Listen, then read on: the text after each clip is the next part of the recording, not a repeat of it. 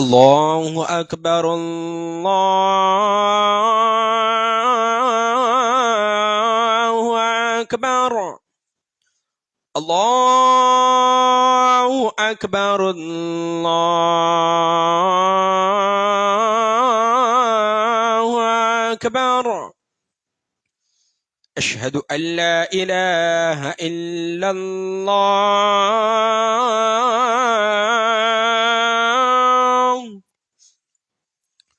أشهد أن لا إله إلا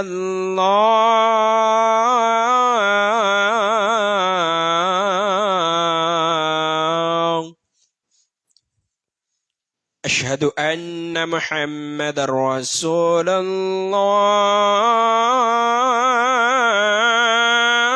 الله أشهد أن محمد رسول الله حي على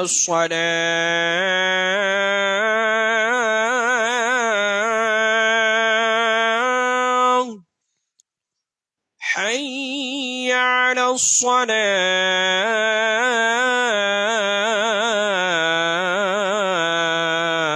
الصلاة حي على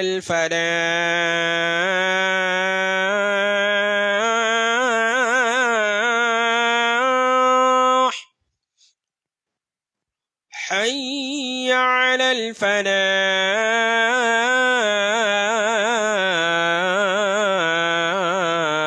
الفلاح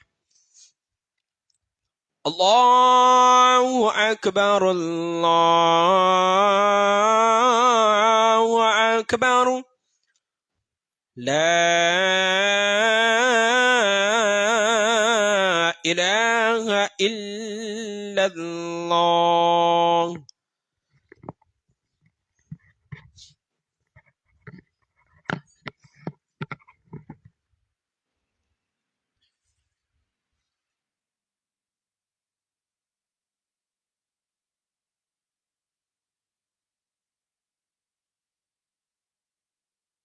الحمد لله رب العالمين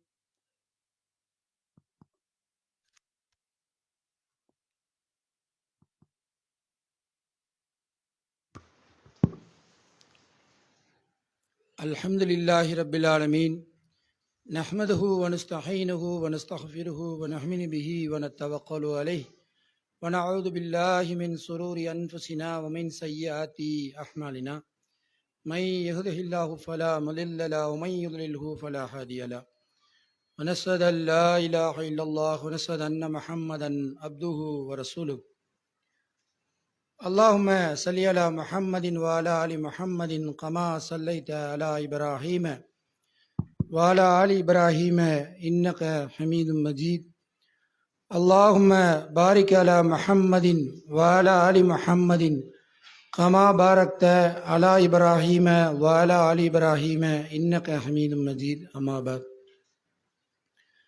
فقد قال الله تعالى في القرآن العليم والفرقان المجيد أعوذ بالله من الشيطان الرجيم بسم الله الرحمن الرحيم يا أيها الذين آمنوا اتقوا الله حق تقاته ولا تموتن إلا وأنتم مسلمون صدق الله العليم அளவற்ற அருளாளனும் நிகரற்ற பேரன்புடையோனுமாகிய அந்த அல்லாஹ்விற்கே புகழ் அனைத்தையும் உரித்தாக்கியவனாக வல்ல ரஹ்மானின் சாந்தியும் சமாதானமும் அகிலத்திற்கெல்லாம் அருட்கொடையாய் வந்துதித்த அன்னலம் பெருமானார் ரசூலுல்லாஹி ஸல்லல்லாஹு அலைஹி வஸல்லம் அன்னவர்கள் மீதும் அவர்கள் வழிவந்த சத்திய சஹாபா பெருமக்களின் மீதும் அவர்கள் காட்டித்தந்த வாழ்க்கை நெறியை இன்றளவும் பின்பற்றி வாழுகிற ஒவ்வொரு நல்ல அடியார்களின் மீதும் என்றென்றும் நிலவட்டுமாக. அன்புக்குரிய பெரியோர்களே, தாய்மார்களே, சகோதர சகோதரிகளே, அல்லாஹுடைய கருணையினால் புனிதமிக்க ரமலான் மாதத்தினுடைய 2வது ஜும்மாவிலே நாம் கூடியிருக்கிறோம். ரமலான் மாதத்தை பொறுத்தவரை நம்முடைய வாழ்க்கையில்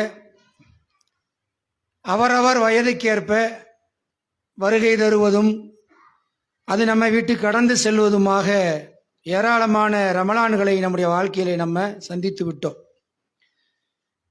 இந்த ரமலான் அப்படி நம்மை சாதாரணமாக கடந்து போகாமல் இருக்க வேண்டும் என்றால், ரமலான் வந்தவுடனே நம்முடைய வாழ்க்கையிலே முஸ்லீம்கள் மத்தியில் சில மாற்றங்கள் ஏற்படுகிறது. வணக்கங்களை கொஞ்சம் அதிகப்படுத்துவது, பகல் காலங்களில் கொஞ்சம் பேணுதலாக இருப்பது, தர்மங்கள் நிறையா செய்வது, குர்ஆனோட கொஞ்சம் தொடர்புகளை அதிகப்படுத்துவது, இப்படி பல்வேறு விஷயங்கள் அந்த ரமலான் காலத்தில் முஸ்லீம்கள்கிட்ட மாற்றம் ஏற்படுவதை பார்க்கிறோம். ரமலான் முடிந்து விட்டால் மீண்டும் பழைய நிலைமைக்கு திரும்பக்கூடிய முஸ்லீம்களாகத்தான் ஏராளமான பேர் இருக்கிறத பார்க்க முடியும்.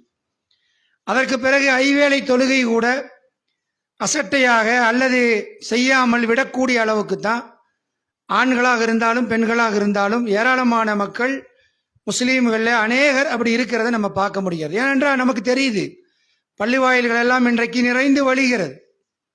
ஐவேளை தொழுது கொண்டிருந்தவர்களை எல்லாம் பின்னுக்கு தள்ளி பள்ளிவாசலை நிரப்பி அழகுபடுத்துகிறாங்க. பெருநாள் முடிந்து விட்டால் அந்த மக்கள் எங்கே செல்லுகிறார்கள், யார் அழைத்து வந்தார்கள், யார் அழைத்தவர்கள் போகிறார்கள் என்றே தெரியாம வருஷா வருஷம் நடந்து கொண்டிருக்கிறத நம்ம பார்க்கிறோம். அன்புக்குரிய நல்லடியார்களே, அப்படி இந்த ரமலான் நம்மை விட்டு கடந்து செல்லாமல் இருக்க வேண்டும் என்றால், ரமலான் தருகிற ஒரு பாடம் என்னன்னு சொன்னா, இதுவரை நம்முடைய வாழ்க்கையில் நாம் செய்துவிட்ட தவறுகளுக்காக அல்லாஹ்விடத்திலே பாவ மன்னிப்பு தேடி இனி வரக்கூடிய காலகட்டங்களிலே என்னுடைய வாழ்க்கையை நான் சீரமைப்பேன் என்ற உறுதிமொழியைத்தான் இந்த ரமலான் நம்மிடத்தில் எதிர்பார்க்கிறது. ரமலான் மாதம் வந்த உடனே சில மாற்றங்களை ஏற்படுத்துவதும், ரமலான் முடிஞ்ச உடனே அதே நிலைமைக்கு திரும்புவதும் என்பது ஒரு சரியான ரமலானை கண்ணியப்படுத்தியதாக, அதற்காக வேண்டி இந்த ரமலான் மாதத்தை தரப்படவில்லை. அன்புக்குரிய நல்லடியார்களே, முதலில் இந்த மாசம் வந்துருச்சுன்னு சொன்னா முஸ்லீம்களாகிய நாம் உள்ளத்திலே ஒரு உறுதியை எடுக்கணும். என்ன உறுதி? என்ன, இதுவரை இப்படி இருந்துட்டோம், இனி நம்ம இப்படி இருக்கக்கூடாது. நம்முடைய வாழ்க்கையில பல தவறுகள் செஞ்சிட்டோம், வணக்க வழிபாடுகளில் அசட்டையா இருந்துட்டோம், இன்ன மாதிரி அல்லாஹ்வுக்கு புறமான செயல்பாடுகள் நம்முடைய வாழ்க்கையிலே வந்து விட்டது. இனி நாம் என்ன செய்ய போறோம்? இதற்கு நாம் அல்லாஹ்ட்ட பாவ மன்னிப்பு தேடுறோம். இனி நம்முடைய வாழ்க்கையை சீரான முறையில் அமைப்போம் என்ற உறுதியை நம்முடைய உள்ளத்திலே கொண்டால் இந்த ரமலான் நமக்கு பயனளிப்பதாக இருக்கும். அப்படி உறுதி எடுப்பதற்கு எது அடையாளமா இருக்கிறது?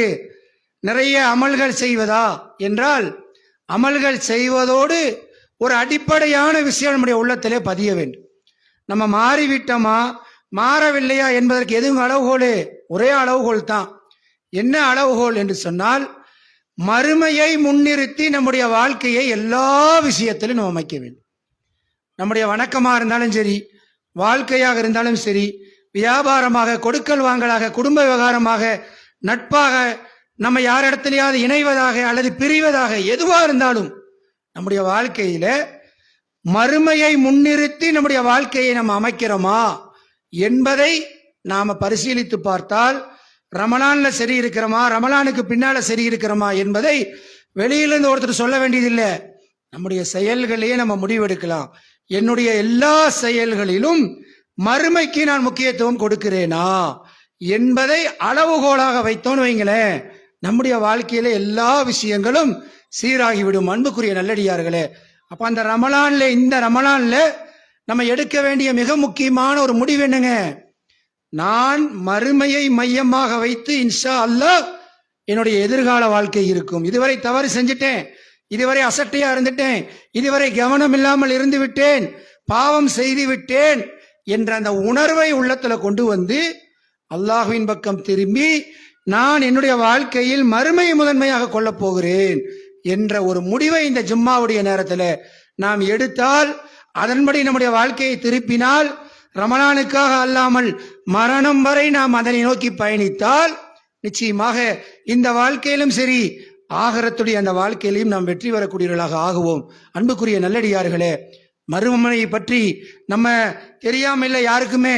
அந்த மறு உலக வாழ்க்கையை பொறுத்த வரைக்கும் ஏராளமான செய்திகளை நாம் கேட்டு இருக்கிறோம், படிச்சிருக்கிறோம், ஈமான் கொண்டிருக்கிறோம். ஆனால் என்ன பிரச்சனை அப்படின்னு சொன்னா, உள்ளத்தின் ஆழத்தில் போய் அது வேலை செய்ய மறுக்குது. நம்முடைய உள்ளங்கள் எப்படி எண்ணம் இருக்குது, அது வரும் பொழுது பார்த்து கொள்ளலாம். அதுக்கு நிறைய காலம் இருக்குது, நிறைய டைம் இருக்குது. அந்த மறுமைங்கிறது உலகம் அழிஞ்சு திரும்ப வரும்பொழுது தானே பார்க்க போறோம் என்ற எண்ணம் உள்ளத்தின் ஒவ்வொருவருடைய உள்ளத்திலும் ஆழமாக பதிந்து கிடக்கிறது. அதனால தான் அந்த மறுமையை முன்னிறுத்தி நம்முடைய செயல்பாடுகள் வராம துனியாவையே சுத்தி கொண்டிருக்கிறதுக்கு என்ன காரணம், வரும்போது பார்த்துக்கலாம் அப்படிங்கிறதான். ஒரு விஷயத்தை நாம் மனதில் ஆழமாக பதிய வைக்க வேண்டும். என்னன்னு சொன்னா, மறுமை என்பது எப்பவோ வருவதல்ல. ஒரு மனிதன் இன்றைக்கு மரணித்து விட்டால் மரணித்த அடுத்த வினாடி அவனுக்கு மறுமை ஆரம்பமாகி விடுகிறது. மறுமை விசாரணை எல்லாம் கடைசியில. இப்ப ஒருத்த மௌத்தா போயிட்டா அவன் மறு உலக வாழ்வின் முதல் படியை தொட்டு விடுகிறான். கபருடைய வாழ்க்கை அவனுக்கு ஆரம்பமாகி விடுகிறது. மகசருடைய வாழ்க்கையினுடைய பாதியை அவன் சந்திக்கிறான். அவன் கேள்வி கணக்கினுடைய துவக்கத்தை கபரிலே சந்திக்கிறான். அப்ப மரணம் தான் மறுமைக்கு எவ்வளவு டைமுங்க, அடுத்த நிமிஷம் வரலாம், அடுத்த வாரம் வரலாம், அடுத்த மாசம் வரலாம், சில ஆண்டுகள் கழித்து வரலாம். ஆனால் நீண்ட நெடிய காலமெல்லாம் இல்லை என்பதை நாம் உணர்ந்து கொண்டோம்னு சொன்னா நம்முடைய வாழ்க்கை சீராகும். அன்புக்குரிய நல்லடியார்களே, அப்ப இந்த மறுமையை பொறுத்த வரைக்கும் நம்முடைய வாழ்க்கையை, உலக வாழ்க்கையை நம்ம சீரமைக்க வேண்டும் என்று சொன்னா மறுமையினுடைய செய்திகளை அவ்வப்பொழுது நம்முடைய உள்ளத்தின் ஆழத்தில் எடுத்து நம்ம சிந்திக்க கடமைப்பட்டிருக்கிறோம். அப்படி நம்ம பார்க்கறதா இருந்தா குர்ஆனுடைய அந்த கடைசி அத்தியாயம் இருக்கு பாருங்க, அதை எடுத்து நாம் படித்தால் நமக்கு அல்லாஹ் பாடம் நடத்துகிறான், அச்சமூட்டி எச்சரிக்கிறான்.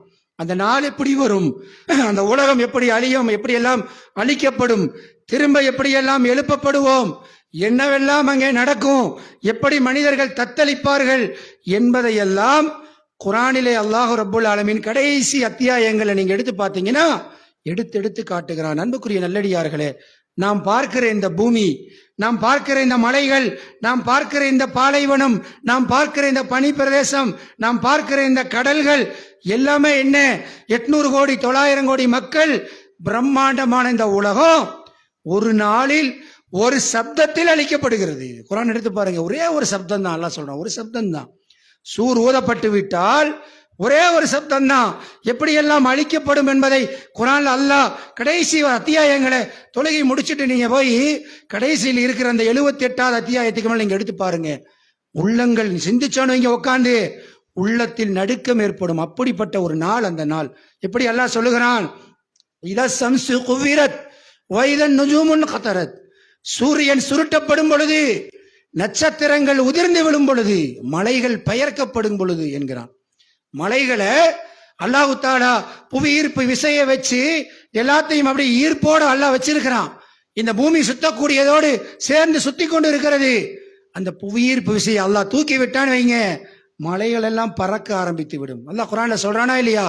பூமியை பற்றி எல்லாருக்கும் தெரிஞ்ச சூரா, இதா ஜுல்சிலத்தில் அருளு ஜில்சாலஹா வ அஹ்ரஜத்தில் அருளு அஸ்காலஹா காலல் இன்சானு மாலஹா. கேட்கிறானா இல்லையா மனுஷன், என்னாச்சு பூமிக்கு? பெரும் அதிர்ச்சியாக ஒரு அதிர்ச்சி அழியும் பொழுது, பூமி தன்னுடைய சுமைகளை எல்லாம் வெளிப்படுத்தும் பொழுது மனிதன் கேட்கிறான், என்ன ஆச்சு, இந்த பூமிக்கு என்ன ஆச்சு, என்ன இப்படி நடக்குது அப்படின்னு கேட்பான் என்பதை அல்லாஹ் ரப்புல் ஆலமீன் சொல்லி தருகிறான். அதே போல பாருங்க, எல்லோருக்கும் தெரியும் சூரா அல் காரியத்து மல் காரியா வமா அதராக மல் காரியா என்று ஓதுகிறோமா இல்லையா? அடிக்கடி தொழுகையில இமாம்கள் ஓதுறாங்களா இல்லையா?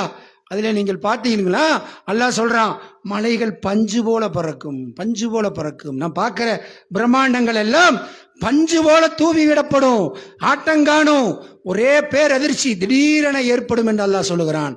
சூரத்து அல் ஹஜ் 22வது அத்தியாயத்தை எடுத்து நீங்கள் வாசித்து பாருங்கள். முதல் வசனத்திலேயே அல்லாஹ் சொல்லுகிறான், அந்த நாள் எப்படிப்பட்ட நாள் தெரியுமா? பேரதிர்ச்சி மிக்கக்கூடிய நாள். அது திடீரென வரும் அந்த நாள், பேரதிர்ச்சியா வரும். அப்படி வந்தால் என்ன விளைவு ஏற்படும் தெரியுங்களா? பாலூட்டி கொண்டிருக்கிற தாய் தன்னுடைய குழந்தையை மறந்து விடுவாள். அல்லாஹ் சொல்றான், கர்ப்பிணி தன்னுடைய குழந்தையை ஈன்று விடுவாள். எப்படிப்பட்ட நாளா இருக்குன்னு பாருங்க. மனிதர்கள் எல்லாம் போதை வயப்பட்டவர்களாக இருப்பார்கள். போதை வயப்பட்டதுன்னா என்னங்க, அப்படி பித்து பிடிச்ச மாதிரி என்ன நடக்குது என்பதை போல் கதி கலங்கி போய் நிற்பார்கள் என்று அல் ஹஜ் என்று சொல்லக்கூடிய 22வது அத்தியாயத்தில் 2வது வசனத்திலே அல்லாஹ் ரப்புல் ஆலமீன் சொல்லுகிறான். அப்ப எப்படி இருக்குன்னு பாருங்க. தாய் பால் கொடுத்துட்டு இருக்கிற குழந்தையை மறக்கிற அளவுக்கு பயங்கரமான நாள்.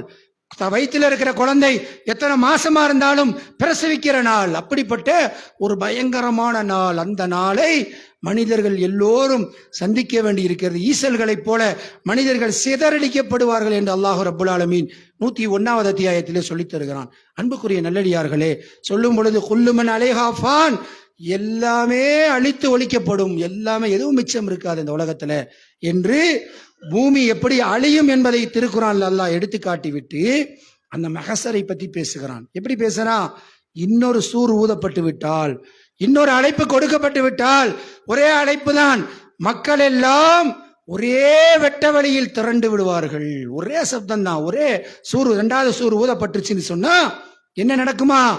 எல்லாம் அணி அணியா ஆதம் அலைஹிஸ்ஸலாத்துல இருந்து கடைசி கியாமத்து நாள் வரை வருகிற ஒவ்வொரு மனிதனும், முஸ்லீமும் முஸ்லீம் அல்லாத இணை வைப்பாளர்கள், யார் நிராகரிப்பாளர்கள், கடவுளே இல்லைன்னு சொன்னவர்கள், நீண்ட காலம் வாழ்ந்தவர்கள், அற்பமாக மரணித்தவர்கள், எல்லா மனிதர்களும் ஆணு பெண்ணு அடங்கல் அந்த வெட்ட வெளியிலே நின்றாக வேண்டும் அல்லாஹுடைய முன்னிலையில். அல்லாஹு ரப்புல் ஆலமீன் சூரா யாசீன்ல சொல்லுகிறானா இல்லையா?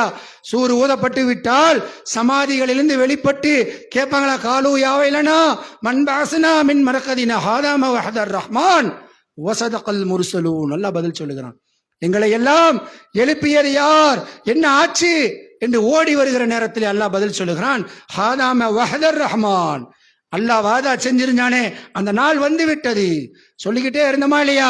மர்ம வருது, தீர்ப்புக்குரிய நாள் வருது, மாலிகி யௌமித்தீன், தீர்ப்பு நாளின் அதிபதியே என்றெல்லாம் பேசிக்கொண்டே இருந்தோமா இல்லையா? அந்த நாள், அல்லாஹ் சொன்ன வாதா சொன்ன நாள் வந்து விட்டது. அல்லாஹ்வுடைய வாக்குறுதி வந்து விட்டது.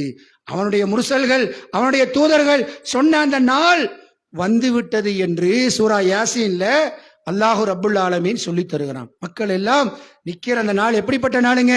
ரசூலுல்லாஹி ஸல்லல்லாஹு அலைஹி வஸல்லம் சொல்றாங்க, காலில் செருப்பு அணியாதவர்களாய், உடலில் ஒரு பொட்டு துணி இல்லாதவர்களாய், எப்படி அல்லாஹ் படைச்சானோ அப்படியே அந்த மஹ்ஷர் மைதானத்திலே சூரியன் தலைக்கு மேலே கொண்டு வந்து வைக்கக்கூடிய அளவுக்கு 15 கோடி கிலோமீட்டர்ல அந்த பக்கம் இருக்குது. இப்ப எங்க போய் நிக்க முடியுமா நம்மனால? அந்த வெட்ட வெளியில தலைக்கு மேலே சூரியன் கொண்டு வரப்படுகிறது. மனிதர்கள் எல்லாம் அப்படி அந்த வெட்ட வெளியில நிற்க வேண்டும். தண்ணிக்கு கூட வழி இல்லாமல் எப்படிப்பட்ட நாளாக இருக்கும் என்பதை கொஞ்ச நேரம் ஓரத்துல உட்காந்து சிந்திச்சு பாருங்க. அன்புக்குரிய நல்லடியார்களே, கியாமத்து நாள்ல மனுஷன் வந்த உடனே அல்லாஹ் கேள்வி கேட்கும் பொழுது, உலகத்துல எத்தனை நாள்பா வாழ்ந்தே அப்படின்னு கேட்பானா.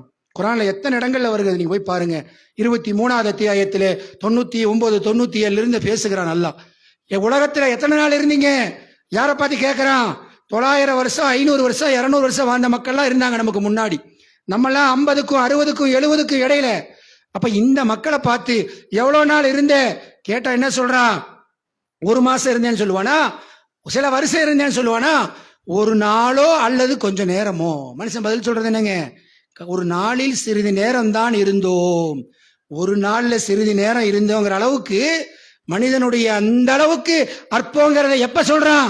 அங்க போய் சொல்றான். இப்ப இங்க சொல்லும் பொழுது மறுமை வருது, மாறிக்கொள்ளுங்கள்னா நம்ம உள்ளங்கள் மாற்றத்தை ஏற்படுத்த சைத்தான் விட மாட்டேங்கிறான். அன்புக்குரிய நல்லடியார்களே, அங்க போய் நின்றுட்டு இப்படி ஆகிவிட்டதே, ஏன்னா கொஞ்ச நேரம் தானே இருந்தோம் என்று சொன்னால் ஏதாவது வாய்ப்பு இருக்குமா?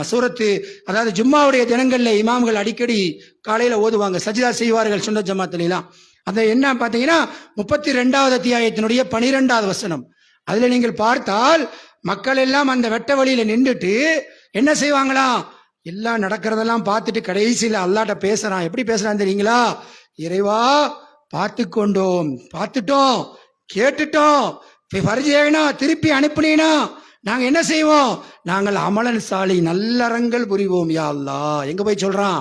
அங்க போய் மகசர்ல நின்றுட்டு பார்த்துட்டோம் யா அல்லாஹ், அபிசர்னா சமேகனா பார்த்துட்டோம், ஃபர்ஜேகனா திருப்பி விடையா அல்லாஹ், நாங்க நேமல் சாலி, நாங்க நல்லது செய்யறோம் யா அல்லாஹ் என்று சொல்லுவார்கள் என்பதை அல்லாஹ் அங்க நடக்கிறதை இங்க எடுத்து காட்டுகிறான். அன்புக்குரிய நல்லடியார்களே, அந்த மகசர் மைதானத்துல எப்படிப்பட்ட நாள் என்றால் 50,000 ஆண்டுகளுக்கு சமமான ஒரு நாள்.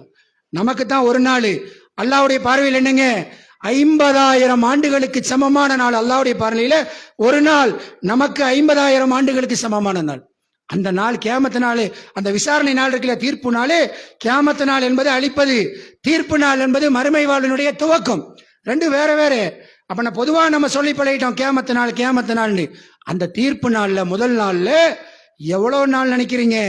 50,000 ஆண்டுகளுக்கு சமமான ஒரு நாள்ல காலில் செருப்பு அணியாமல் வெட்ட வெயிலிலே நிக்க வேண்டும்னா யோசனை பண்ணி பாருங்க. யாரும் தப்பிக்க முடியாது. நான் அப்படிலாம் இல்லை, நான் இதெல்லாம் இல்லை என்று உலகத்திலே யாரும் சொல்ல முடியாது. யாரெல்லாம் சொல்ல முடியாது? நபிமார்களும் சொல்ல முடியாது. அன்புக்குரிய நல்லடியார்களே, பயங்கரமான நாள். மலக்குகள் அணிவகுத்து நிற்பார்கள். ஜிப்ரீல் அலைஹிஸ்ஸலாமும் நிற்பாங்கன்னா குர்ஆன்ல அல்லாஹ் ரப்பல் ஆலமீன் ரூஹும் நிற்பார்கள் என்று அது ஜிப்ரீல் அலைஹிஸ்ஸலாத்தை அல்லாஹ் சொல்லுகிறான். அப்படி எல்லாம் நிக்கிற அந்த நாள்ல அந்த வெட்ட வெளியிலே மக்கள் என்ன செய்வது? எந்த அளவுக்கு அல்லாஹ் குர்ஆன்ல சொல்றானா, ஒவ்வொரு மனிதனும் எப்படி நினைப்பானா, இந்த பூமியை போன்று ஒரு மடங்கு இருந்துச்சுன்னா அல்லாஹ் அதை கொடுத்து என்ன விட்டுறியா அல்லாஹ் என்று ஓட பார்ப்பானா. சுயநலங்கிறோம் இல்லைங்களா? உலகத்துல செய்யறதெல்லாம் சுயநலம் இல்லை. ஆகரத்துல போய் யா நப்சின்னு ஓடுறான் பாருங்க, அதுதான் ஒரிஜினல் சுயநலம். அங்கதான் ஓடுறது உண்மையான சுயநலம். அங்க நின்று கொண்டு 80வது அத்தியாயத்தினுடைய 36வது வசனம் போன உடனே நீங்க எடுத்து பாருங்க, தொழுது முடிஞ்ச உடனே அதுல அல்லாஹ் அபசங்கிற அந்த அத்தியாயத்தில் அல்லாஹ் காட்டுறான் எப்படி மனிதன் என்ன செய்வான், தன்னுடைய நண்பனை விட்டு ஓடுவான். எடுத்தோனையுமே நண்பனை சொல்றான் அல்லாஹ். ஏன் சொல்றான்? இங்க உலகத்துல ஒரு பிரச்சனைனா, டே மாப்பிள ஒரு பிரச்சனை, டே மச்சான் வாடா, என்னடா நம்மள ஒருத்தர் நம்ம கேட்டுட்டான் வச்சுட்டான் என்று உடனே யாரை கூப்பிடுறான்? அப்பா அம்மாக்கெல்லாம் பிரச்சனை அப்புறம் தான் தெரியும். உடனே கூப்பிடுறது யாரு? நண்பனை கூப்பிடுறான். ஏன்? அவன் தான் ஓடி வருவான் அப்படிங்கிறதுக்கு. ஆனால் அதைத்தான் அல்லாஹ் சொல்றான், முதல்ல அவன் தாண்டா ஓடுவான், நண்பன் தான் ஃபர்ஸ்ட் ஓடுவான். ரெண்டாவது யாரு?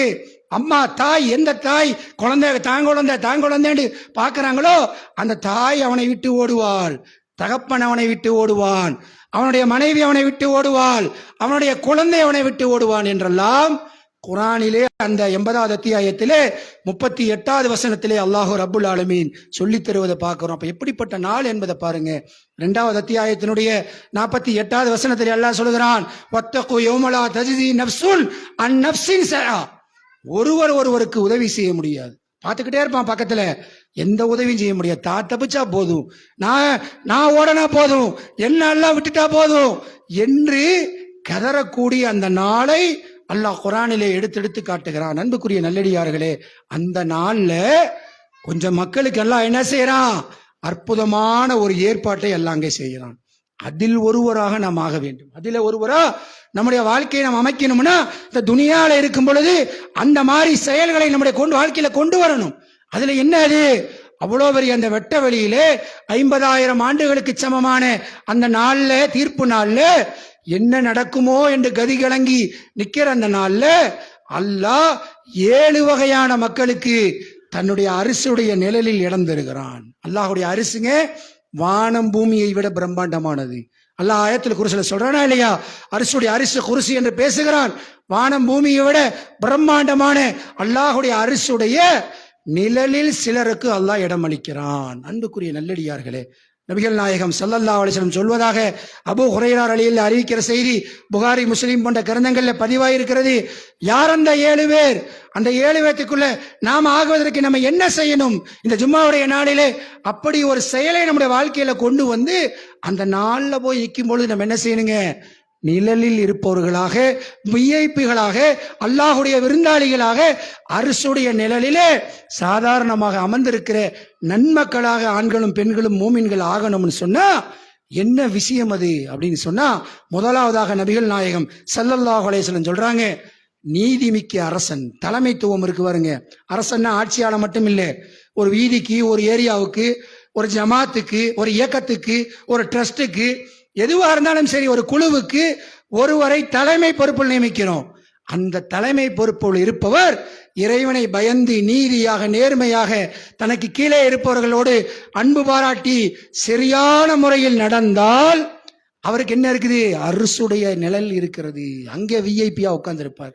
மக்கள் இவ்வளவு கஷ்டப்படக்கூடிய நேரத்துல, யாரும் உதவ முடியாத அந்த நேரத்துல, தண்ணி கூட கிடைக்காத அந்த நேரத்துல, சீரழியக்கூடிய அந்த நாள்ல அரிசுடைய நிழல் வேணும்னா தலைமையை அல்லாஹ்ட்ட யார் பொறுப்பு யார் வாங்குறாங்களோ, அல்லாஹ் யாருக்கு தருகிறானோ அவர்கள் சீராக நடக்கணும். இதுக்கு அழகான எடுத்துக்காட்டு யாருங்க? உமர் ரலியல்லாஹுடைய வாழ்க்கையை நீங்கள் பார்க்கலாம். அவ்வளோ அற்புதமான, நமக்கு எல்லாமே நம்ம எங்கேயும் போய் தேட வேண்டியதில்லை. இஸ்லாத்துக்கு வெளியில நீங்க சொன்னீங்கன்னா ஒரு விஷயத்தை லைப்ரரியில் போய் தேடி எடுத்து படிக்கணும்.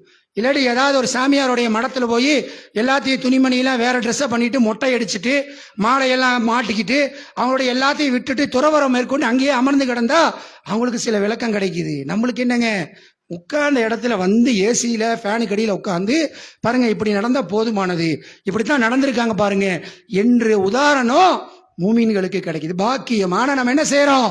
அல்லாஹ் 2 காதை நமக்கு வச்சிருக்கிறான். இப்படி உள்ள வந்து இப்படி வெளியேறி விடுகிறது. நமக்கு அதுல உள்ள உலகத்துல இப்ப போன உடனே ஒரு ஆதாயம், பணம் வரும், காசு வரும், அல்லது உலகத்து ஆதாயங்கள் ஏதாவதுன்னா உடனே நம்ம மைண்டுக்கு வருது. இந்த மாதிரி விஷயங்களை சாதாரண கேட்கும் பொழுதே நாம் சாதாரணமா கேட்கிறோம். அதனால நம்ம உள்ளத்துக்குள்ள போறதில்லை, வரும்போது பார்க்கலாம் அப்படிங்கிற மனநிலை தான் நம்மள்ட்ட இருக்கிறது. பாருங்க, உமர் ரலியல்லாஹுடைய வாழ்க்கையை நீங்கள் எடுத்தால், ஒரு ஆட்சியாளர், ஒரு தலைமை பொறுப்புக்கு இருப்பவர் எவ்வளவு அற்புதமாக முன்னுதாரணமாக வாழ்ந்திருக்கிறார்கள்.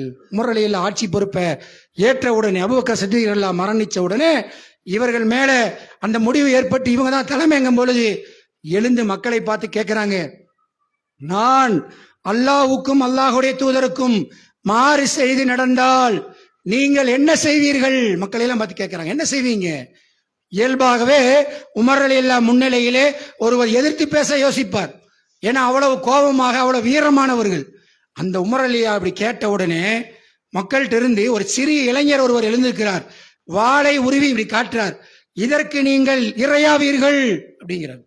உடனே உமர் ரலியல்லாஹு என்ன சொல்லியிருப்பாங்க? இப்ப வந்து என்ன சொல்லியிருப்பாங்க? நம்மளா இருந்தா நம்மள மாதிரி இருந்தா என்ன சொல்லிப்போம்? அவ்வளவு பெரிய கூட்டத்தில் நீ அவமானப்படுத்திட்டியா, உன்னை வச்சுக்கிறேன் இரி, அப்படித்தானே வரும். இந்த அரசியல் தலைவராக இருந்தாலும் சபையில் லேசா செஞ்சா டென்ஷன் ஆயிடுறான், போட்டு அடிக்கிறான். வீடியோவெல்லாம் இருக்குது, கோடிக்கணக்கான பேர் பார்த்துட்டு இருக்கும் பொழுது ஏதாவது ஒரு சிறு தவறு நடந்தா கூட தன்னுடைய தொண்டனை போட்டு அடிக்கிறத பார்க்கிறோம். உமர் ரலியல்லாஹு வாளை எடுத்து காட்டுறாங்க. உமர் ரலியல்லாஹு சொல்றாங்க, உன்னை போன்ற இளைஞன் இருக்கும் வரை அல்லாஹ் என்னை வழிதர செய்ய மாட்டான். அப்படின்னு என்ன அர்த்தங்க? என்னை சுட்டி காட்டுங்க, நான் தப்பு செஞ்சா எனக்கு சுட்டி காட்டுங்க, நான் மாறிக்கிறேன் என்ற பணிவு பாருங்க ஒரு தலைவருக்கு எப்படி இருக்கணும் என்பதற்கான எடுத்துக்காட்டு. அதே மாதிரி இரவு வேளைகள்ல மாறு வேடம் பூண்டு நகர்வலம் போய் மக்களுடைய துயர்களை துடைத்தார்கள். எத்தனை முறை நம்ம கேட்டிருக்கிறோம், படிச்சிருக்கிறோம். அன்புக்குரிய நல்லடியார்களே, ரசூலுல்லாஹி ஸல்லல்லாஹு அலைஹி வஸல்லம் சொன்னாங்க, அமானிதம் பாழ்படுத்தப்பட்டால் கியாமத் நாளை எதிர்பாருங்கள் அப்படின்னாங்க. இன்னைக்கு என்ன அது? இப்ப கேக்குறாங்க சகாபாக்கள், அமானிதம் பாழ்படுத்ததுன்னா என்னங்க அல்லாஹ்வுடைய தூதரே? தகுதியற்றவர்களிடம் பொறுப்பு கொடுப்பது. இன்னைக்கு என்னங்க? இன்னைக்கு அளவுகோல்ல என்ன? பள்ளிவாசல் நிர்வகிப்பதற்கு என்ன தகுதி? இறையச்சம் இருந்து காசும் இருந்தா பரவாயில்ல, காசு இருந்தா அவர் தான் தலைவர், அவர்கிட்ட அந்த தகுதி இருக்குதா? இவ்வளவு பெரிய வேலை கொடுக்கிறோமே என்று பார்க்கிறோமா? இல்லை. தகுதியற்றவர்களிடம் பொறுப்பு ஒப்படைத்தால் கியாமத்தை எதிர்பாருங்க ரசூலுல்லாஹ் சொல்றாங்க. அப்ப இந்த மாதிரி பொறுப்பு வாங்கக்கூடியவர் சரியான முறையில, நீதியான முறையில நடந்தா அரசுடைய நிழலில் இருக்கலாம். இது யாரு பொறுப்புல இருக்கிறாங்களோ அவங்களுக்கு தான், எல்லா மக்களுக்கும் இல்லை. இரண்டாவதாக ரசூல் ஸல்லல்லாஹு அலைஹி சொல்றாங்க என்ன அப்படின்னா, பாருங்க, இளைஞர்களுக்கு சொல்றாங்க. இளைஞர்கள் வாலிப பருவம், 25 வயசுல இருந்து ஒரு 30-40 வயசுக்குள்ள இருக்கக்கூடிய அந்த இளமை பருவத்துல அல்லாஹ்வுடைய வணக்கத்தில் யார் ஈடுபடுகிறாரோ, 65-70 ஒண்ணு வேற வழி இல்லாம பள்ளிவாசலே வந்து உட்கார்ந்து கிடக்கிற பாருங்க, அதுவல்ல, அந்த மாதிரி வர்றதில்ல. இளமையில ஆடுற வரைக்கும், ரத்தம் இருக்கிற சூடா இருக்கிற வரைக்கும் எல்லா ஆட்டமும் கட்டிட்டு ஓரளவுக்கு முடியாம இரும்ப ஜாஸ்தியான உடனே அதுக்கப்புறம் நான் மாறிக்கிறேன்னு வராங்களே, அவங்களுக்கு அல்ல. அப்பவாது மாறணும், அது வேற விஷயம், இல்லைன்னா நஷ்டமாயிரும். இந்த மாதிரி இருப்பவர்களுக்கு சொல்லல, ரசூலுல்லாஹ் சொல்றாங்க, இளமை பருவத்திலே, சின்ன பருவத்திலே, அது ஆணா இருக்கலாம் பெண்ணா இருக்கலாம், ஒரு 20-25 வயசுல ஆரம்பித்து அந்த இளமை பருவத்திலே அல்லாஹுவை வணங்கக்கூடிய உள்ளத்தோடு வணங்கி கொண்டிருக்கிற அந்த மக்களுக்கு அரசுடைய நிழலில் இடம் இருக்கிறது. அப்ப சின்ன வயசுலயே யாரெல்லாம் வாலிபர்களா இருக்காங்களோ, சின்னதிலிருந்து அல்லாஹ்வை, அந்த தொழுகை, மற்ற வணக்கங்கள் எல்லாமே இந்த இஸ்லாமிய இயக்கத்தோடு பயணித்தோன்னு வைங்க, என்ன பாக்கியம் சொர்க்கத்தில், அதாவது நாளை மகசர்ல அரசுடைய நிழலில் இருக்கக்கூடிய ஒரு பாக்கியத்தை அல்லாஹ் தருகிறான். அன்புக்குரிய நல்லடியார்களே, அப்ப அந்த யாரெல்லாம் சின்ன வயசுல அந்த மாதிரி இருக்கிறாங்களோ, பின்னால் அவங்களுடைய வயதாக ஆக அவங்களுடைய வாழ்க்கை சிறப்பாக அமைகிறது. யார் வாலிபத்தை தொலைச்சிட்டு வேற மாதிரி இருக்காங்களோ அவர்களுடைய வாழ்க்கை என்னாகுது? பின்னாலே வேற மாதிரி அமைவதை பார்க்கிறோம். அப்போ ரசூலுல்லாஹ் சொல்றாங்க, இரண்டாவதா, இளமை பருவத்தில் இறை வணக்கத்தில் இருப்பவர், மூன்றாவது ரசூலுல்லாஹ் சொல்றாங்க, இறை இல்லத்தோடு உள்ளத்தை தொடர்பு கொண்டவர். தொழுதுட்டு போறோம், ஜும்மா தொழுதுட்டு போறோம், அசர் ஆகி விட்டது, டைம் ஆயிருச்சு, பள்ளி பக்கத்துல, உடனே போய் அல்லாஹ்வுக்கு சஜ்தா செய்யணும். மக்ரிப் ஆகி விட்டது, உடனே போகணும். இஷா ஆகி விட்டது, இது போலாம் வந்தா வரலாம். வெள்ளிக்கிழமை ஸ்பீடா வர்றது, ரமலான் முடிஞ்சா ஓட்டம் முடிக்கிறது. இவர்களுக்கு இல்லை பள்ளிவாசலோடு தொடர்பு. பெண்களுக்கு என்ன, வக்து வந்தா தொழுவது. அந்த வக்து வந்தா அவங்க பள்ளிவாசலுக்கு போக வேண்டியது இல்லை. நேரம் வருதா அல்லாஹ்வுக்கு சஜ்தா செய்வது. ஒரு நாளைக்கு 5 நேரமா வக்து வந்தால் அருகில் உள்ள பள்ளியில் போய் சஜ்தா செய்யணும். அங்க போக மாட்டேன் இங்க போக மாட்டேன்னு சொல்லிட்டு தொழுவதே இல்லை. நிறைய பேர்த்த பார்க்கலாம். நீங்க அந்த சிறுக்கு வைக்கிற பள்ளி, ஆனா நீ ஒரே அசபுவுக்கு வீட்டுல தொழுகிறேங்கிறது. வீட்டுல தொழுகிறியா 7 மணிக்கு எழுந்திருப்பது. இப்படி செய்யறவர்களுக்கு கிடையாது. ஏன் ரசூல் சொல்றாங்க, பள்ளியோடு தொடர்பு. கல்புல வேலை செஞ்சுட்டு இருப்பாங்க. அல்லாஹ் சொல்றான், யா அய்யுஹல்லதீன ஆமனு லா துல்ஹிக்கும் அம்வாலுக்கும் வலா அவுலாதுக்கும் அன் திக்ரில்லாஹ். அல்லாஹ்வுடைய நினைப்பை விட்டு உங்களுடைய வியாபாரமோ மக்களோ திருப்பி விட வேண்டாம், மறக்கடிச்சிட வேண்டாம். என்ன வேலையில் இருந்தாலும் சரி, என்ன பிஸியா இருந்தாலும் சரி, வக்து வந்துருச்சு, தொழுகு டைம் ஆச்சு, பள்ளிவாசலுக்கு போக வேண்டிய நேரம் வந்துருச்சு, நான் ஜமாத்து டைம் ஆயிருச்சு என்று யார் வாழுகிறார்களோ அவங்களுக்கு என்னங்க பரிசு? அரசுடைய நிழலில் இடம் இருக்கு, அரசுடைய நிழல் இருக்கு. அப்ப அந்த ஜமாத்துடைய முக்கியத்துவம், தொழுகையினுடைய முக்கியத்துவத்தை நம்முடைய வாழ்க்கையில் ஒன்றிவிட வேண்டும். தொழுகை கொண்டு வந்து அட்டாச் பண்றது இல்ல, தொழுகையும் வாழ்க்கையும் ஒன்னா இருக்கணும். வக்து வந்தா நீங்கள் எங்க வேணா இருங்க, எங்க வெளியூர் போங்க, பஸ்ல போங்க, பிரயாணத்தில் இருங்க, எந்த உலகத்தின் எந்த மூலையிலும் இருங்க, டைம் ஆகிவிட்டது, எனக்கு என்னை இறைவனை வணங்கக்கூடிய நேரம் வந்தது என்று யார் வாழுகிறார்களோ அர்ஷுடைய நிழல் அவங்களுக்கு இருக்கிறது என்று ரசூலுல்லாஹி ஸல்லல்லாஹு அலைஹி வஸல்லம் சொல்றாங்க. அடுத்தது என்னங்க? அடுத்தது ரசூல் ஸல்லல்லாஹு சொல்றாங்க, அல்லாஹ்வுக்காக சேர்ந்து அல்லாஹ்வுக்காக பிரிவார்கள். அல்லாஹ்வுக்காக சேர்ந்து அல்லாஹ்வுக்காக பிரிவார்கள். சஹாபாக்களை பார்க்கிறோம். மக்காவிலே இருந்து அந்த இஸ்லாமிய பிரச்சாரத்தை ஆரம்பித்த பொழுது யாரே அபூபக்கர் சித்திக் ரலியல்லாஹு, உமர் ரலியல்லாஹு, உஸ்மான் ரலியல்லாஹு, அதே மாதிரி அப்துர் ரஹ்மான் பின் அவுஃப் ரலியல்லாஹு, இவர்கள்லாம் யாருங்க? எல்லாம் குறைசி குலம்னு சொல்லக்கூடிய உயர்ந்த குலமாக கருதப்பட்டவர்கள். பிலால் ரலியல்லாஹு, சுஹைப் பின் சினான், இந்த மாதிரி ரலியை சகாபாக்கள் இருக்காங்க பாருங்க, கப்பாப் பின் அல் அரத், இவர்களெல்லாம் அடிமைகளாக அந்த சமூகத்தில் புறக்கணிக்கப்பட்டவர்களாக இருந்தார்கள். இஸ்லாம் என்ன செஞ்சது? அவர்களை எல்லாம் ஒன்று சேர்த்தியது. அவங்கள ஒன்று சேர்ந்தாங்க. எந்த அளவுக்கு அவங்கள மாத்துச்சுன்னு சொன்னா, உமர் ரலியல்லாஹு பின்னாலே ஒரு நாள் சொல்லுகிறார்கள். என்ன சொல்றாங்க? பிலால் ரலியல்லாஹோட சம்பவத்தை சொல்றாங்க. எங்களுடைய அமீர், எங்களுடைய தலைவர், எங்களுடைய சையத் அபூபக்கர் சித்திக் ரலியல்லாஹு, பிலால் எங்களுடைய தலைவர், பிலாலை வாங்கி உரிமை விட்டாருங்கிறாங்க. பிலால் ரலியல்லாஹுவையும் அபூபக்கர் சித்திக் ரலியல்லாஹுவையும் ஒரே மாதிரி சொல்றாங்க. அந்த தலைவரை இந்த தலைவர் வாங்கி உரிமை விட்டார் என்று சொல்ற அளவுக்கு அல்லாஹ்வுக்காக நேசம். அடிமைன்னு பார்க்கல, கருத்தவர்னு பார்க்கல, நான் உயர்ந்தவர்னு பார்க்கல, அல்லாஹ்வுக்காக நேசம். மக்காலிருந்து ஹிஜ்ரத் பண்ணி மதீனாவுக்கு போறாங்க. மதீனத்து அன்சாரிகளுக்கும் மக்காவாசிகளுக்கும் என்ன இருக்குது? உறவு இருந்துச்சா? அண்ணன் தம்பி உறவா? தாய் தகப்பன் உறவா? மாமா மச்சான் உறவா? இல்ல. இவர் யாரோ அவர் யாரோ போனார்கள். வரவேற்று தன்னுடைய அத்தனையும் நமக்கு தெரியுமா இல்லையா சகோதரர்களாக ஆக்கி, வீடு வாசலை பிரிச்சு, விவசாய நிலத்தை பிரிச்சு, பொருளாதாரத்தை கொடுத்து அப்படி அரவணைத்தார்களே. எதற்காக? அல்லாஹ்வுக்காக ஒன்று சேருவது. அதே நேரத்துல பத்ருடைய போர்க்களத்துல எதிர் நின்றது யாருங்க? எதிர் நின்றது யாரு? இஸ்லாத்தின் எதிரிகள் சொல்லி நின்றாங்க. அவங்கள யாருங்க? பத்ரிலே சண்டை போட்ட மக்காவாசிகளுடைய தகப்பன் முன்னால் நிற்கிறார், மகன் முன்னாடி நிற்கிறார், மாமா முன்னாடி நிற்கிறார், சித்தப்பா முன்னாடி நிற்கிறார், ரசூல் ஸல்லல்லாஹுடைய பெரிய தந்தை அங்கே நிற்கிறார். எல்லாம் ஆப்போசிட், எல்லாம் உறவு, ரத்த பந்த உறவு. எதுக்காக போறாங்க? அல்லாஹ்வுக்காக இணைவது, அல்லாஹ்வுக்காக வெறுப்பது. இப்படி இருந்தா அரசுடைய நிழல் இருக்கிறது என்று அல்லாஹ் ரப்புல் ஆலமீன் சொல்றான். நம்முடைய வாழ்க்கையில் எப்படிங்க? நம்மளையும் அல்லாஹ் இந்த ஏகத்துவத்தில் யார் என்று அடையாளம் தெரியாத இருந்து நம்மளை இஸ்லாம் என்ற இந்த கூட்டத்தில் கொண்டு வந்து எல்லோரையும் முகப்பத்தாக்கி இருக்கிறான். ஆனால் சேரும் போதெல்லாம் சேர்ந்துக்கிறோம். அல்லாஹ்வுக்காக வெறுங்கள்னு சொல்லும் போது நம்முடைய செயல்பாடை நீங்க பார்க்கலாம்.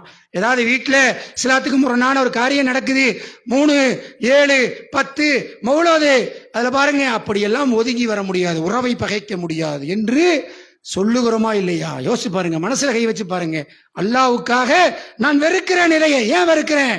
மகசர்ல எனக்கு அரசுடைய நிழல் வேணும்னா அல்லாஹ்வுக்காக சேரணும், அல்லாஹ்வுக்காக வெறுக்கிறோமா? இது மாதிரி அண்ணனா இருந்தாலும் தம்பியா இருந்தாலும் எனக்கு என் கொள்கை முக்கியம், எனக்கு இஸ்லாம் முக்கியம் என்று சொல்லக்கூடியவர்கள் எத்தனை பேர் இருக்கிறோம்? காம்ப்ரமைஸ் தான் நம்முடைய வாழ்க்கை. அதுலயும் காலம் போக போக ஆரம்ப காலத்துல இருந்த உறுதிகள் சின்ன பின்னமாய் இன்னைக்கு எப்படி இருக்குது? எல்லாத்திலையும் நம்ம அனுசரிச்சு போறேன்னு சொல்லி கொள்கையிலே ஆட்டங்கண்டு கிடக்கிற உள்ளங்களாக நம்முடைய உள்ளங்கள் மாறிவிட்டது. தவறுகள் எல்லாம் போய் சாதாரணமா கலந்து கொண்டு அப்புறம் உறவை பாய்க்க முடியுமா? உறவை பகை எதுக்கு பாய்க்கிற?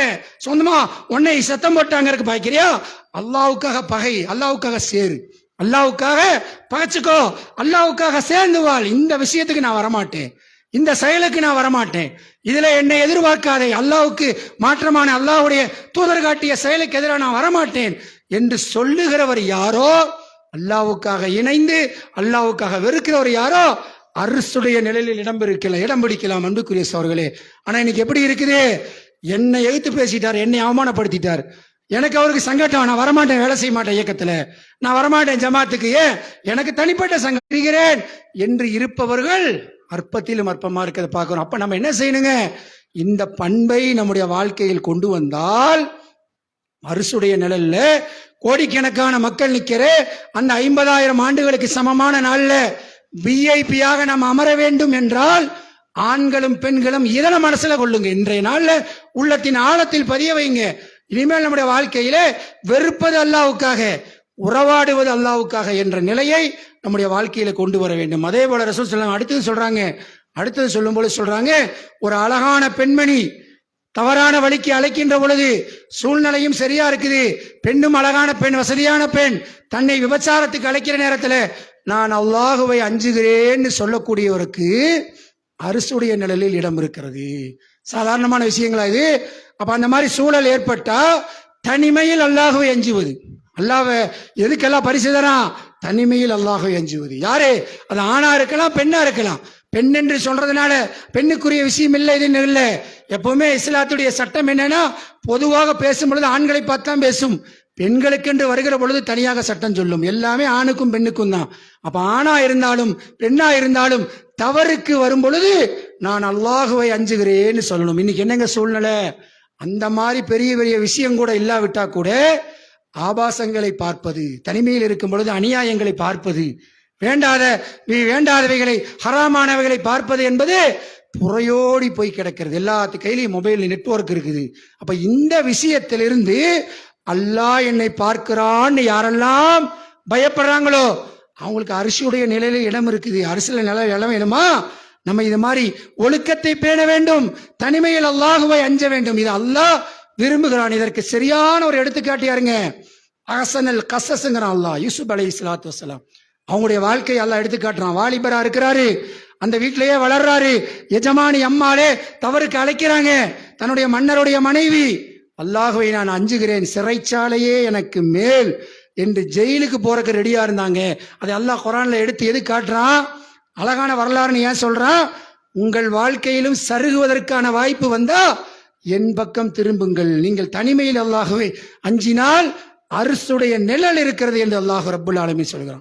ரசூல் ஸல்லல்லாஹு சொல்லி தராங்க. அப்படி இருக்குது. அன்புக்குரிய நல்லடியார்களே, அந்த அரசுடைய நிழலை அடைவதற்கு அடுத்த செய்தி என்னங்க? தனிமை. அதாவது இந்த மாதிரி தனிமையிலே விபச்சாரத்திற்கு அழைக்கிற நேரத்தில், தப்புக்கு அழைக்கிற நேரத்தில் நான் அல்லாஹுவை அஞ்சுகிறேன்னு ஒதுங்குவது. அடுத்து ரசூல் ஸல்லல்லாஹு சொன்னாங்க, அது என்ன அப்படின்னா, வலதுகரம் தரக்கூடிய தர்மத்தை இடதுகரம் அறியாமல் செய்யக்கூடியது. அமலுடைய விஷயத்திலிங்க அல்லாஹ்வுக்கு பிரியமானது, அல்லாஹ்ட்ட நம்மகிட்ட நெருக்கி வைக்கிற விஷயம் என்னன்னு சொன்னா தனிமையில் அல்லாஹ்வை அஞ்சணும். அமல்கள் சிறியதா இருந்தாலும் தொடர்ந்து செய்யணும். மூன்றாவது என்ன? அந்த அமலை அல்லாஹ்வுக்காக மறைத்து வைக்க வேண்டும். பப்ளிக்ல மக்கள் முன்னிலே நான் செஞ்சேன், வச்சேன், கொடுத்தேன், போனேன் என்று சொல்லக்கூடாது. என்ன அமலா இருக்கட்டும், தர்மத்துக்கு மாத்திரம் இல்ல. நீங்கள் மாசம் நஃபில் நோன்பு வைக்கிறீங்களா, சுன்னத்து நோன்பு வைக்கிறீங்களா, நீங்க டெய்லி தஹஜ்ஜத் தொழுகிறீங்களா, நீங்க யாருக்கோ ஒருத்தருக்கு தர்மம் வீட்டுக்கு ஒருவரை செலவுக்காக ரெகுலரா கொடுக்குறீங்களா, அல்லது யாருக்காவது நோய்க்காக தொடர்ந்து நீங்கள் ஏதாவது மருத்துவ உதவி செய்கிறீர்களா, மறைச்சு வைங்க. அல்லாஹ்வுக்கு மறைச்சு வைங்க, அல்லாஹ்வுக்கு தெரிஞ்சா போதும். இப்படி யார் வலதுகரம் தருவதை இடதுகரம் அறியாத அளவுக்கு தர்மம் செய்கிறார்களோ அவர்களுக்கு என்ன இருக்குதா? அரசுடைய நிழலில் இடம் இருக்கிறது என்று நபிகள் நாயகம் ஸல்லல்லாஹு அலைஹி வஸல்லம் சொல்றாங்க. தர்மம்னு நம்ம என்ன நினைச்சிடக்கூடாதுங்க, காசு இருக்கிறவங்களுக்கு, வசதியானவங்களுக்கு நினைச்சிடக்கூடாது. பேரித்தம்பளத்தின் பாதியை தர்மம் செய்தாவது நீங்கள் நரகத்தை விட்டு காப்பாற்றிக் கொள்ளுங்கள் என்று ரசூலுல்லாஹி ஸல்லல்லாஹு அலைஹி சொன்னாங்கன்னா என்ன அர்த்தம்? நம்மள்ட்ட என்ன இருக்குதோ அது 10 ரூபா இருந்தாலும் 100 ரூபா இருந்தாலும் 2000 ரூபாய் சம்பளம் வாங்கினாலும் அதுல இருந்து 50 ரூபாய் தர்மம் செய்ய முடியுமா, அதுல இருந்து ஒருத்தருக்கு உதவ முடியுமா என்ற அந்த பண்பைத்தான் அல்லாஹ் ரப்புல் ஆலமீன் பார்க்கிறான். அப்படி யார் செய்கிறார்களோ அவர்கள் அர்ஷுடைய நிலையில் இருப்பார்கள் என்று நபிகள் நாயகம் ஸல்லல்லாஹு அலைஹி வஸல்லம் சொல்லக்கூடிய செய்தியை பார்க்கிறோம். கடைசியாக ரசூல் ஸல்லல்லாஹு சொல்றாங்க, ஏழாவதா அது என்ன அப்படின்னு சொன்னா, இரவிலே தனிமையிலே அல்லாஹுவை அழுகுவது. இதுக்கு செலவாகுங்களா? இது என்ன ரொம்ப கஷ்டமா? அரசுடைய நிழல்ல இடம் வேணும்னா இரவில் எந்திரிச்சு அல்லாஹ்கிட்ட அழுவது, கண்ணீர் சிந்துவது. யார் தனிமையில அல்லாஹ்வை நினைத்து அழுகிறாங்களோ அவங்களுக்கு என்ன இருக்குதான்? அரசுடைய நிழல் இருக்கிறதா. அப்ப நம்ம இந்த பணியை, இந்த பாக்கியத்தை இரவு வேளைகள்ல இந்த ரமலான்ல நம்ம என்ன செய்யலாம்? கடைபிடிச்சு ட்ரைனிங் ஆகலாம். மற்ற காலங்களில் செய்வதற்கு ரமலானுடைய இந்த காலம், இரவுடைய காலம் அற்புதமா முழிச்சிருக்கிறோம். தகஜத்துடைய அந்த சஹருடைய நேரத்துல அல்லாஹுவிடத்திலே மன்றாடி அழுதோன்னு சொன்னா அல்லாஹு ரப்புல் ஆலமீன் என்ன செய்யறான்? நம்முடைய உலகத்து காரியங்கள், ஆகரத்துடைய காரியங்கள் எல்லாமே சீரடைகிறது. நம்முடைய பிரச்சனைகள் ஓடுகிறது, நம்முடைய நோய்களுக்கு தீர்வாகிறது, நம்முடைய சங்கடங்கள் நம்மை விட்டு பறக்கிறது. அல்லாஹ்ட்ட ஒப்படைச்சிட்டோங்கிற மனதைரியம் வருகிறது. ரசூல் ஸல்லல்லாஹு அலைஹி வஸல்லம் சொன்னாங்க, அல்லாஹ்வுக்கு பிரியமானது 2 துளி. ஒன்று என்ன? அல்லாஹ்வை நினைத்து அழக்கூடிய கண்ணீர். இன்னொன்று அல்லாஹ்வுடைய பாதையில் சிந்தப்படுகிற ரத்தம் என்று நபிகள் நாயகம் ஸல்லல்லாஹு அலைஹி வஸல்லம் சொன்னாங்க. அல்லாஹ்வை நினைத்து தனிமையில் நாம் அழுதால் கறந்த பால் எப்படி மடுவுக்குள்ள மறுபடியும் போகாதோ அது மாதிரி நரக நெருப்பு அவர்களை ஒருபோதும் தீண்டாது என்று நபிகள் நாயகம் ஸல்லல்லாஹு அலைஹி வஸல்லம் சொல்லக்கூடிய செய்திகளை பார்க்கிறோம். அன்புக்குரிய நல்லடியார்களே, ஆக இந்த 7 விஷயத்துல ஒரு 2-3 விஷயம் தனியா வர்றது, ஒரு 4 விஷயம் அல்லாஹ்வுக்காக சேர்ந்து அல்லாஹ்வுக்காக பிரிவது, அதே போல பள்ளிவாசலோடு தொடர்பு வைப்பது, மறைமுகமாக தர்மம் செய்வது, அல்லாஹ்வை நினைத்து அழுவது என்பது ஆண்களுக்கும் பெண்களுக்கும் எல்லோருக்குமானது. ஒரு விஷயம் இளைஞர்களுக்கானது. மற்ற விஷயங்கள் என்ன? சூழ்நிலை ஏற்பட்டால் ஒன்று, தலைமை பொறுப்புங்கிறது தனியா இருக்குது. இந்த 4 விஷயத்தை நம்முடைய வாழ்க்கையில் நம்ம செய்ய முடியும். அப்படி செய்து அல்லாஹ்வுக்கு பிரியமானவர்களாக மாறி அரசுடைய நிலையிலே இடம் பிடிக்கக்கூடிய நன்மக்களாக நாம் மாற வேண்டும். அல்லாஹ் ரப்புல் ஆலமீன் அப்படிப்பட்ட பாக்கியத்தை நமக்கும் நம் குடும்பத்தாருக்கும் இங்கே வந்திருக்கிற அனைவர்களுக்கும் அல்லாஹ் ரப்புல் ஆலமீன் நசீபாக்குவானாக என பிரார்த்தித்தவனாக எனது முதலாவது உரையினை நிறைவு செய்கின்றேன்.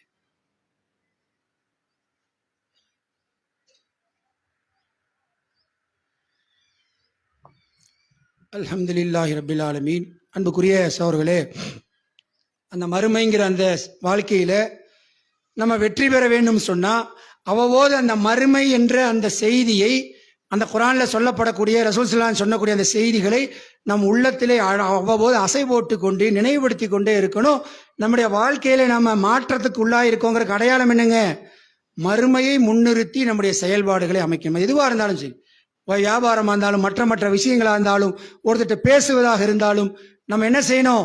இந்த சொல்லக்கூடிய இந்த பேசக்கூடிய இந்த பேச்சு மறுமையில் பிரச்சனை ஆகுமா, மறுமையில் சிக்கலை உண்டாக்குமா என்று மறுமையை முன்னிறுத்தி செய்ய ஆரம்பித்தால் நம்முடைய வாழ்க்கை முழுமையான ஒரு சரியான பாதைக்கு திரும்பும் என்பதை மனதிலே கொண்டு, இந்த ரமலான் எப்படிப்பட்ட பாடத்தை நமக்கு தருது, ஒரு மூமின் எப்படி வாழ வேண்டும் என்பதற்கு ஒரு அழகான எடுத்துக்காட்டாக இந்த ரமலான் இருக்கிறது. தஹஜ்ஜுடைய நேரத்தில் எந்திரிக்கிறோம், குறைவான நேரம் உறங்குறோம், தொழுகையில சீராக இருக்கிறோம், நஃபிலான சுன்னத்தான வணக்கங்கள் புரிகிறோம், குர்ஆனை ஓதி வருகிறோம், தர்மம் அதிகம் செய்கிறோம், இரவு வேளையில் நின்று வணங்குகிறோம், பிரார்த்தனை புரிகிறோம். இது எல்லாமே ஒரு மூமினுடைய அழகான ஒரு பண்பு.